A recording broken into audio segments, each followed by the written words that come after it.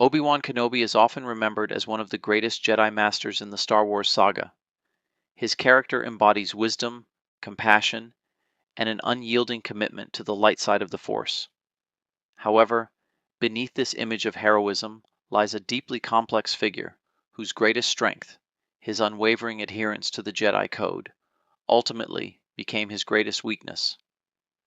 Obi-Wan's failure, particularly during the rise of the Galactic Empire and Order 66, reveals the dark undercurrents of his character.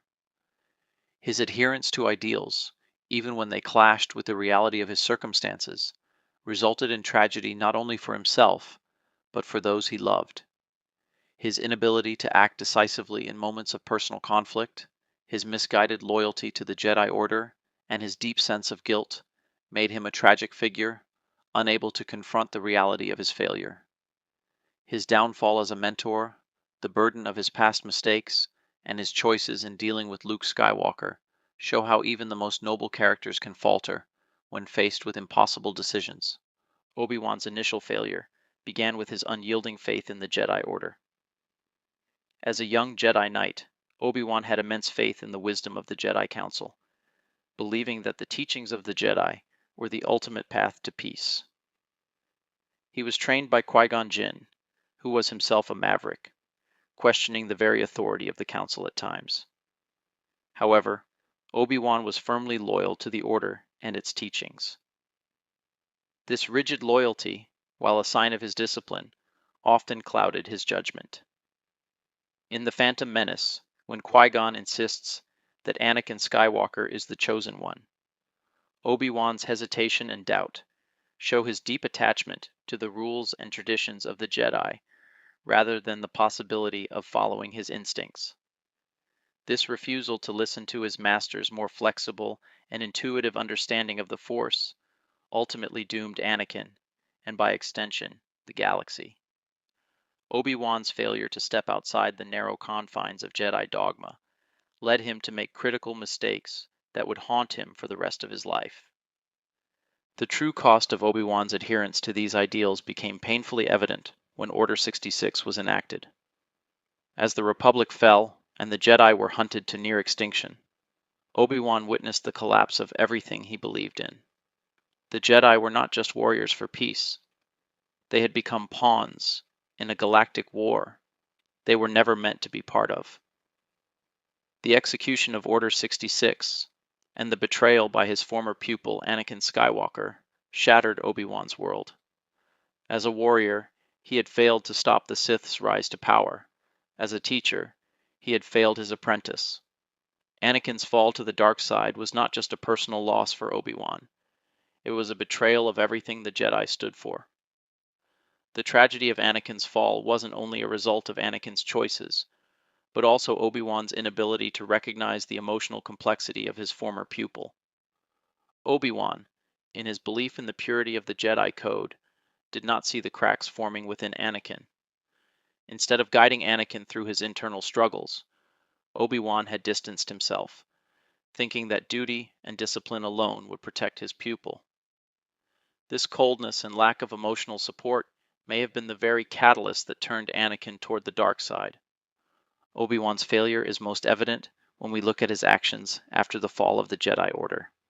After the rise of the Empire, Obi-Wan went into hiding on the desert planet of Tatooine, taking on the name Ben Kenobi. He spent years in isolation, guarding over Luke Skywalker, the son of his fallen friend and pupil.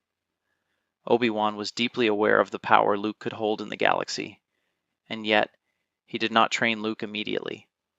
The choice to wait for years, to not immediately tell Luke the truth about his father, was a decision steeped in Obi-Wan's own guilt and fear. Obi-Wan knew that telling Luke the truth might be too much for the boy to bear, and so he chose to withhold it, thinking it was for Luke's own protection. In doing so, however, Obi-Wan created a lie that would haunt him later. The truth about Anakin Skywalker, who Luke came to view as a great hero, was buried in the fabric of Obi-Wan's silence. This decision, while seemingly made out of care, ultimately proved to be another failure on Obi-Wan's part. It was a sign of how deeply his own pain and sense of failure had become intertwined with his actions, blinding him to the importance of honesty and the legacy of truth that Luke needed to hear. One of Obi-Wan's key flaws as a character is his inability to reconcile his role as a mentor with the emotional needs of his students. When Anakin fell to the dark side, Obi-Wan was consumed with a sense of duty to the Jedi Order. However, this strict sense of duty often clouded his compassion. He failed to see Anakin's deep emotional turmoil and his fear of loss, emotions that were very much at odds with the Jedi Code, which advocated detachment. Obi-Wan had no real answer for Anakin's struggles, his attachment to Padme, his fear of losing her, and his overwhelming desire to protect her. These feelings were considered weaknesses in the eyes of the Jedi, and Obi-Wan, in his unwavering devotion to the Code, failed to offer Anakin the guidance and emotional support he so desperately needed. As a result, Anakin turned to the Sith, and Obi-Wan's failure as a mentor was sealed. His inability to truly understand and empathize with Anakin's inner conflicts cost the galaxy dearly. Obi-Wan's struggle to act decisively didn't just affect his relationship with Anakin, it also affected his approach to the larger fight against the Sith. After the fall of the Republic, Obi-Wan knew that the war was over, but his struggle with his own guilt kept him from being able to effectively face the consequences of his failure.